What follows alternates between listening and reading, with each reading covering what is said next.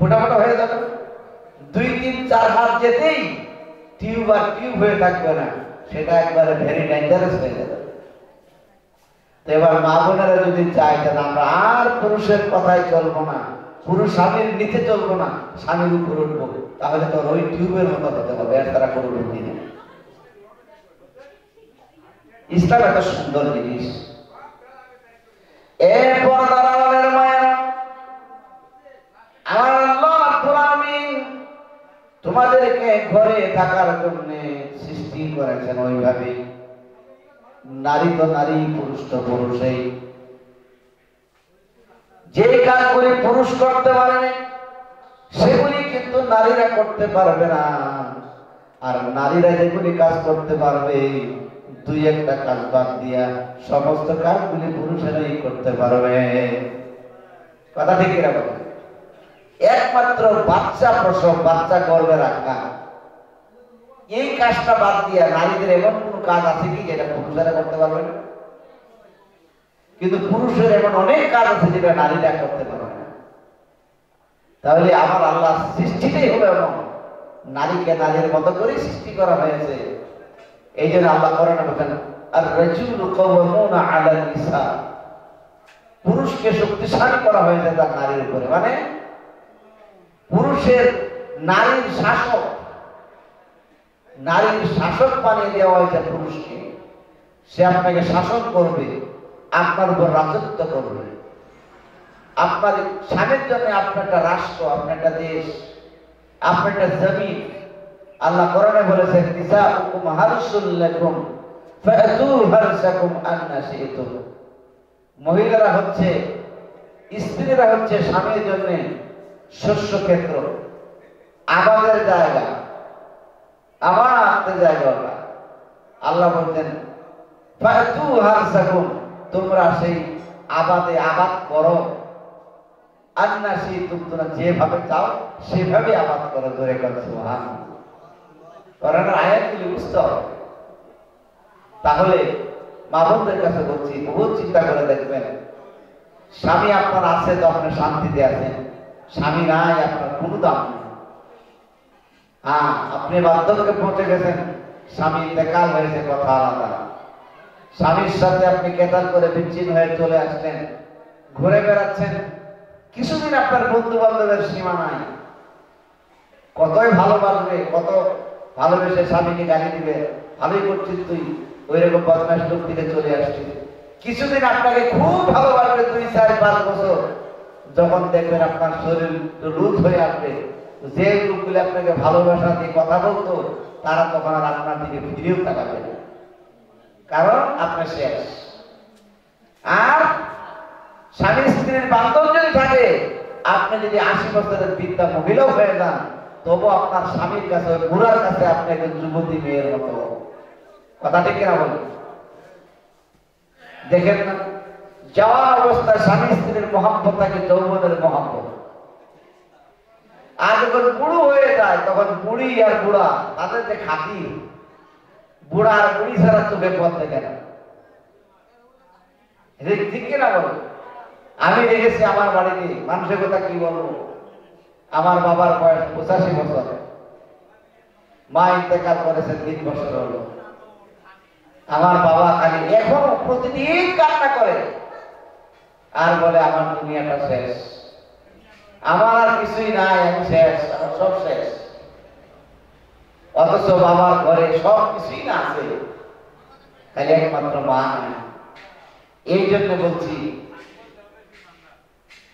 এই জন্যই কথাটা বলো না যে যখন বার্ধক্যে পৌঁছে যায় তখন তাদের সম্পর্ক মানে যৌবনের সম্পর্ক থাকে না। আল্লাহ কোরআনে বলেন, ওয়াজআলা বাইনাকুম মুআদ্দাতাও ওয়া রাহমা, তখন তাদের ভালোবাসাটা আল্লাহর রহমতে পরিণত হয়। যেরকম সুবহানাল্লাহ। আমার বন্ধুগণ, এই জন্য বলছিলাম, স্বামী যদি আপনার কালো হয়, স্বামী যদি আপনার ল্যাংড়া হয়, আতুর হয়, যদি চোখেও যদি না দেখে অন্ধ যদি হয়, তবু আপনার স্বামীকে আপনি খিদমত করবেন, সম্মান করবেন, দেখবেন আমার আল্লাহ আপনার উপর রাজি এবং খুশি হয়ে যাবে। একটা মেয়ের যখন বিয়ে হয়ে যায়, ওই মেয়েটার মা বাবার খিদমত করা মেয়েটার উপরে ফরজ নয়, ওয়াজিব নয়, কিন্তু তার শ্বশুর শাশুড়ির খিদমত করাটা দরকার, আবশ্যক হয়ে যায়। ফরজ ওয়াজিবের কথা বলবো না, আবশ্যক হয়ে যায়। কারণ হলো ওই মেয়েটা তার মা বাবাকে বাড়িতে রেখে আসছে, তার প্রাণের স্বামী, তার যে স্বামীটাকে, যে লোকটাকে পেয়েছে প্রাণের স্বামী, ওই স্বামীর মা বাবা, ওই স্বামীটার মা বাবাই হলো ওই মেয়েটার জন্য মা বাবা। তাদের খিদমত করবে, শ্বশুর শাশুড়ির খিদমত করবে। এবার যদি কোন শ্বশুর শাশুড়ি পুত্র বধূর দিকে ভালো লক্ষ্য রাখে, মহাব্বতের নজরে ডাকে, আর পুত্র বধূ যদি স্বামী শ্বশুর শাশুড়িকে ভালো মহাব্বতের নজরে ডাকে, আমার আল্লাহর হাবিব বলেন ওই বাড়িতে আল্লাহর রহমত বর্ষণ হতে থাকে। এই জন্য বাবাদেরকে বলছি, মাদেরকে বলছি, আপনার পুত্র বধূকে বৌমা, বউ বলে ডাকা দরকার, আম্মু ডাক দিবেন। বউকে যখন আম্মা বলে ডাক দিবেন, ছেলের বউকে মধুর সুরে যখন ডাক দিবেন আম্মা, ও আম্মু, দেখবেন বউ আপনার বউয়ের কলিজা ছেড়ে আপনাকে খাওয়ানোর চেষ্টা করবে। এই মুখটার মধ্যে সব কিছু।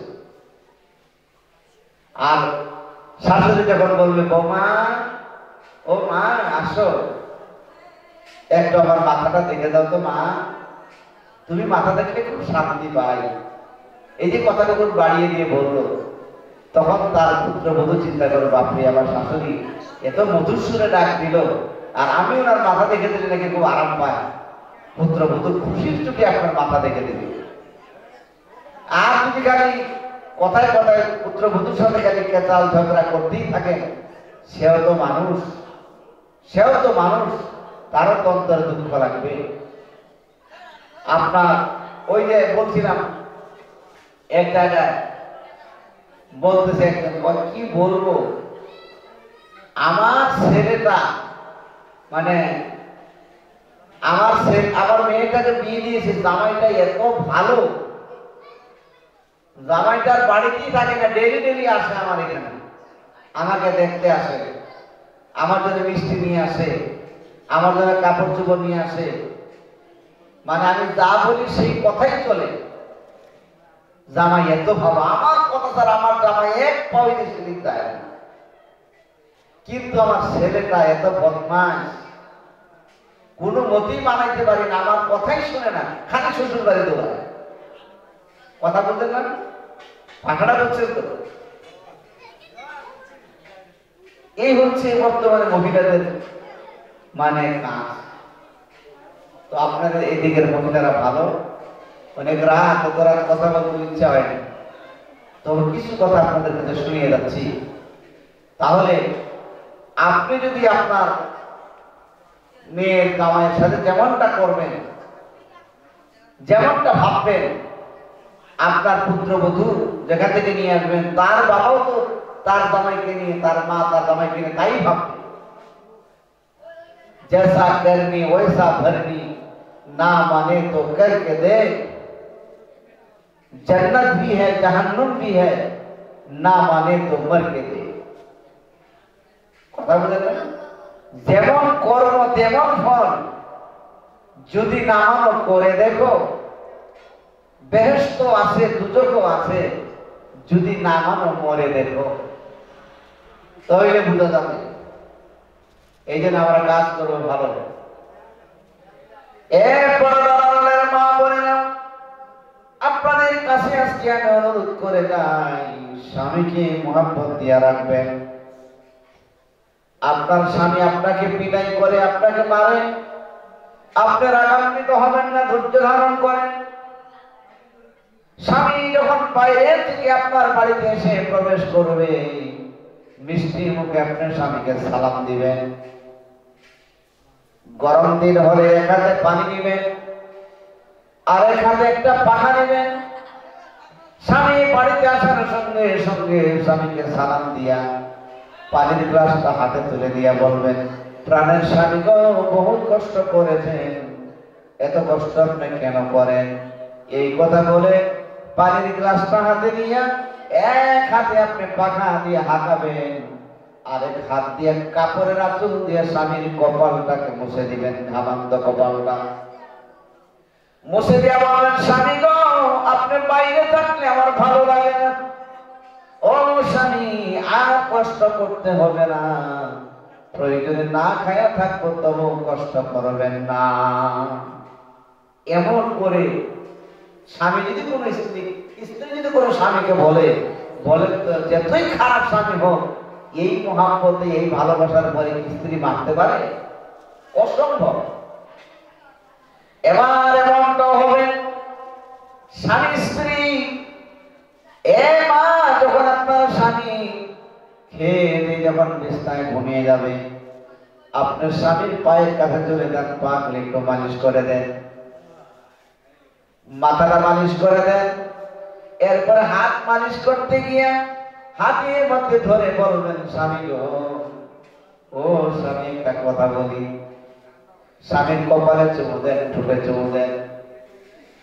ইসলাম না বলছে এরকম করে দিয়ে, স্বামী, ও প্রাণের স্বামী, আপনি জানেন আমি আমার মা, বাবা, ভাই, ব্রাদার সবাইকে ছেড়ে আপনার কাছে আসছি, আপনাকে শুধুমাত্র ভালোবাসি, আপনাকে শুধুমাত্র কলেজায় জায়গা নেই গো স্বামী আমার।